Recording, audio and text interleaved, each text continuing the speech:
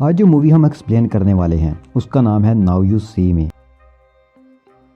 Movie کے شروع میں ہم کارڈز مین میں سے ایک کو دیکھتے ہیں، اس کا نام ڈینیل ہے۔ ڈینیل کارڈز کے ساتھ ٹرک کرتا ہے اور سب کو ہمیشہ حیران کر دیتا ہے، کوئی بھی اس کے ٹرکس نہیں پکڑ سکتا۔ دوسرا میجیشین میرٹ ہے۔ میرٹ ہپنوٹائز کرنے کا ماسٹر ہے، وہ لوگوں کو ایسا ہپنوٹائز کرتا ہے کہ وہ فوراً اس کی بات ماننے لگتے ہیں۔ وہ ہپنوٹائز کر کے لوگوں کو فوراً سلا بھی دیتا ہے۔ جیک بھی اپنے جادوئی ٹرکس میں ماہر تھا۔ ہینلے بھی مختلف ٹرکس کر کے لوگوں کو حیرت میں ڈبو دیتی تھی۔ ان چاروں پر کوئی نظر رکھے ہوئے تھا، لیکن مووی کے اینڈ تک کسی کو پتہ نہیں چلتا کہ یہ کون ہے۔ ان چاروں کو ٹیرو کارڈز ملتے ہیں جس پر آئی یعنی آنکھ کا نشان ہوتا ہے۔ اس کارڈ پر ایڈریس ہوتا ہے اور ڈیٹ بھی۔ اب چاروں ایک ایک کر کے اس ایڈریس پر پہنچ جاتے ہیں۔ وہ سب ایک دوسرے کو یہاں دیکھ کر حیران تھے۔ وہ ایڈریس ایک بلڈنگ کا تھا۔ جب وہ ڈور کھولنے کی کوشش کرتے ہیں تو وہ لاک تھا، تو اس موقع پر جیک اپنا ہنر دکھاتا ہے اور آسانی سے وہ لاک کھول دیتا ہے۔ روم میں جا کر وہ دیکھتے ہیں کہ روم خالی ہے۔ وہاں ایک روز اور پانی کا جگ پڑا ہے۔ ہینلے وہ روز جگ میں ڈالتی ہے تو پانی فرش کے سینٹر میں جو پیٹرن ہوتا ہے اس میں جاتا ہے، جو اب ہلنے لگتا ہے اور وہاں سے اسموک نکلتا ہے اور ساتھ ہی پروجیکٹر بھی آن ہو جاتا ہے۔ تو اب انہیں وہ مسٹیریس آدمی سامنے آئے بغیر اپنا پلان بتاتا ہے اور ایک شو کا ڈیزائن بتاتا ہے جو ان چاروں کو مل کر کرنے کا آفر کیا گیا ہے۔ اب ہم 1 سال بعد کا وقت دیکھتے ہیں تو وہ چاروں اکٹھے ایک بہت بڑا میجک شو کر رہے ہوتے ہیں اور یہ شو ویگس میں ہو رہا تھا۔ شو میں ہمیں 2 کریکٹرز نظر آتے ہیں، آرتھر اور تھریڈیس۔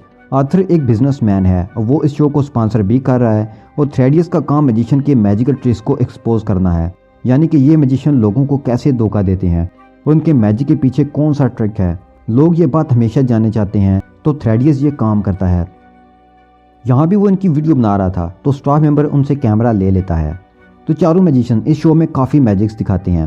ان کے پرفارمنس سے لوگ حیران رہ جاتے ہیں اور شو کامیاب جا رہا تھا۔ اب ان کا لاسٹ ٹرک تھا بینک رابری۔ اس کے لیے انہیں آڈینس سے ایک رینڈم آدمی کی ضرورت تھی۔ وہ اسے کھڑا کرنے کے بعد اسے اس کی بینک ڈیٹیلز دیتے ہیں اور اسے اسٹیج پر بلا لیتے ہیں۔ ڈینیل اسے ایک کارڈ دیتا ہے، وہ اسے کہتا ہے کہ اس پر سائن کرو اور اپنی جیب میں اس شو کی ٹکٹ کے ساتھ رکھو۔ اب یہ لوگ کہتے ہیں کہ وہ اس آدمی کو میجک کے ذریعے اسے اس کے بینک بھیجیں گے۔ وہ اسے ایک ہیلمٹ بھی پہناتے ہیں تاکہ جب وہ بینک جائے تو وہاں سے وہ ان کے ساتھ رابطے میں رہے اور آڈینس بھی دیکھ سکے کہ کیا ہو رہا ہے۔ ہینلے اپنے میجک سے ایک ٹیلی پورٹیشن مشین سٹیج پر لاتی ہے۔ اس مشین کے ذریعے وہ لوگ اسے اس کے بتائے ہوئے پیرس کے بینک میں بھیج دیتے ہیں۔ سٹیج سے وہ آدمی واقعہ ہی غائب ہو کر بینک کے لاکر میں پہنچ جاتا ہے۔ آڈینس یہ سب سکرین پر دیکھ رہی تھی۔ وہ دیکھتے ہیں کہ لاکر میں بہت سارا پیسہ نظر آ رہا تھا۔ وہ آدمی اپنا سائن کیا ہوا کارڈ اور شو کا ٹکٹ وہاں رکھ دیتا ہے۔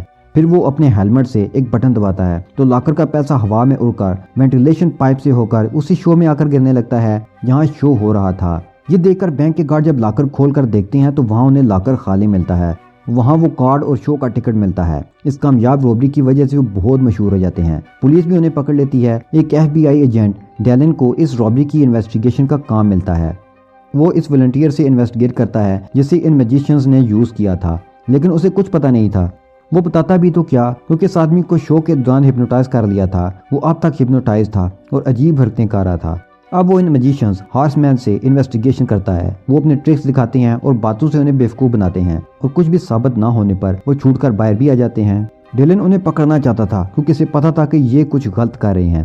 اسے پتا تھا کہ تھریڈیس بھی اس شو میں تھا جو میجیشینز کے ٹرکس ایکسپوز کرتا ہے، تو وہ ان سے ملنے کے لیے جاتا ہے۔ وہ اسے ملتا ہے اور اس بارے میں ڈسکس کرتا ہے۔ باتوں میں وہ اسے لائنس شرائک کے بارے میں بتاتا ہے جو کہ ایک بہت بڑا میجیشین تھا، لیکن جب تھریڈیس نے اسے ایکسپوز کیا تو اس کا کیریئر تباہ ہو گیا۔ تو لائنل نے ہار نہیں مانی اور اپنے نئے ٹرکس پر کام شروع کر دیا۔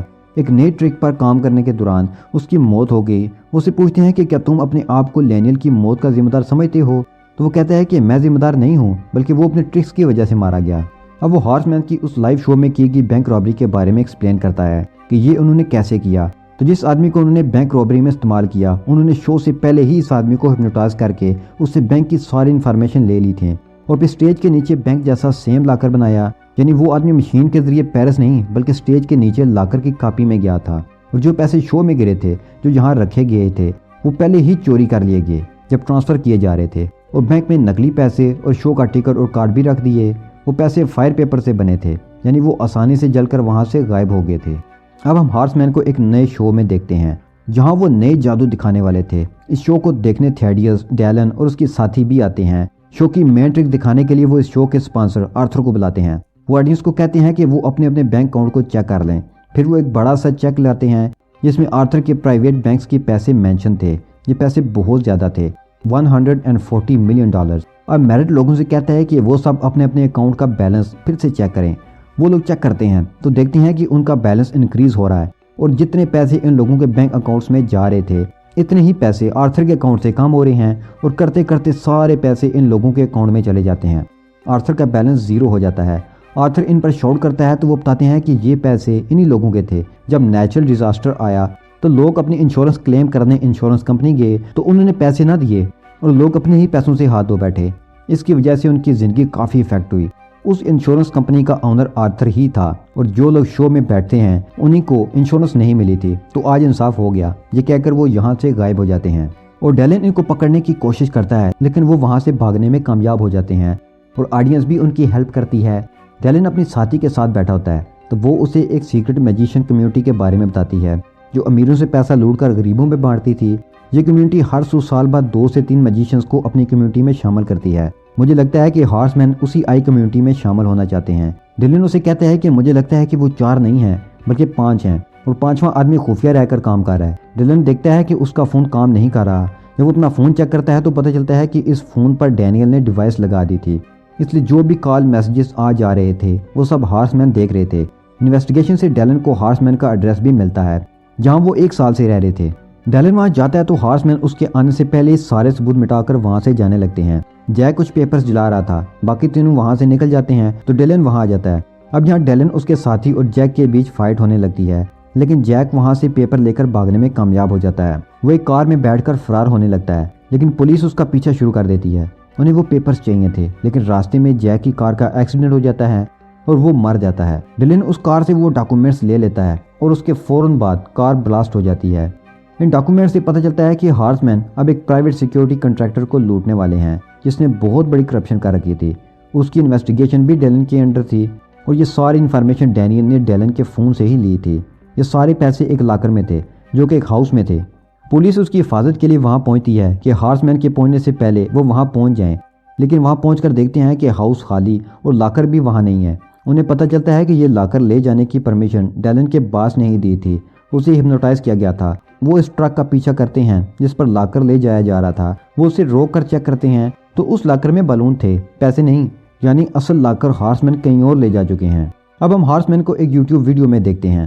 وہ اپنے لاسٹ شو کے بارے میں بتاتے ہیں، اور بتاتے ہیں کہ یہ شو اوپن ایریا میں بالکل فری ہوگا، جس کا دل کرے وہ یہاں آ سکتا ہے۔ FBI کی ٹیم بھی اس جگہ آ جاتی ہے۔ اب شو کا ٹائم ہو چکا ہے۔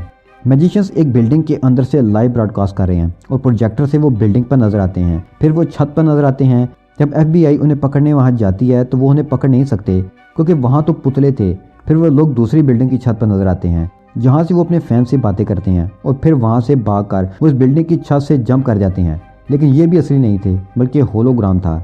اب ہم آسمان سے پیسوں کی بارش ہوتی دیکھتے ہیں۔ وہ تینوں بلڈنگ کی بیک سائڈ سے بھاگ رہے تھے۔ ایک آفیسر دیکھتا ہے کہ یہ پیسے نکلی ہیں۔ آفیسر سوچنے لگتے ہیں کہ پھر اصلی پیسے کہاں ہیں۔ ہم تھیڈیس کو دیکھتے ہیں جو کار پارکنگ میں اپنی کار کی طرف آ رہا ہے۔